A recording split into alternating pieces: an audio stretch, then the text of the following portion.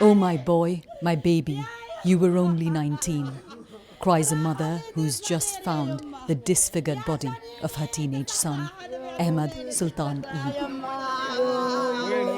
who until today was one of tens of thousands who disappeared under Bashar Al-Assad's regime. Now his family knows what happened. Ahmad was tortured and killed in prison. Those still searching would give anything to have closure. I wish I could see my son, even if it's his dead body, so I can bury him and I will know which grave my son is in, this woman says. Her son, Al-Deep Al-Awad, missing since 2011 when Syria's uprising began. She's come to hospital to search through the bodies brought from Syednaya prison. This is how she reacted when she saw them. Battered, burnt, emaciated, some not even whole. The stench here overwhelming. What we've seen in the past 1 hour is a steady stream of people coming in here. Mothers having to sift through badly disfigured corpses to just find some information about their sons. In one corner, there's literally a bag of human bones. That's what people are searching through. And when you look at the bodies, there are clear signs of torture. There's one body which doesn't have a head. This is but a glimpse of the scale of the atrocities committed by the Assad regime. Rage can now be expressed by Syria's people, and it is easily found. Every mother who's lost her son should get revenge from Assad. Putin should give him to us so we can execute him in a square, a woman shouts. Till just a week ago, they feared to even ask where their loved ones are.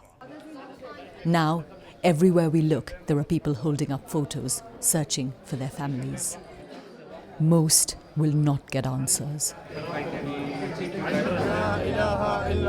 If the world had any understanding before this about the brutality of Assad's regime, it was in part because of Mazen al-Hamada.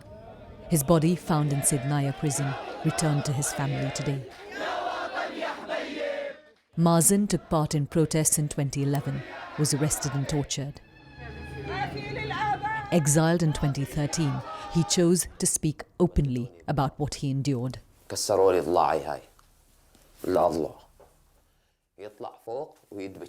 He goes on to describe how he was raped and abused.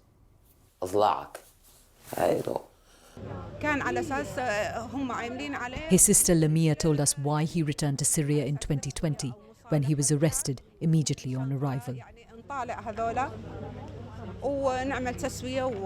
The government told him there was an agreement and he would be safe.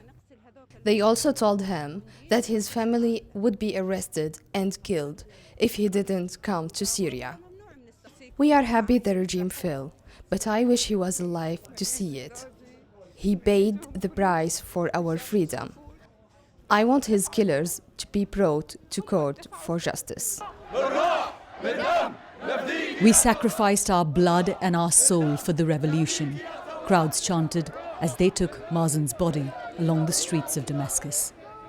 This is the freedom he did not live to see. Less than a week ago, you couldn't talk openly about activists like Mazen al-Hamada. People whose loved ones were disappeared, they couldn't go and ask about where they were. There is no image that reflects this incredible turn of events in Syria more than this one, where hundreds of people are able to openly march on the streets for his funeral, calling him a martyr, calling him a hero. And as we've been walking along the streets, more and more people are joining in, hundreds, thousands now.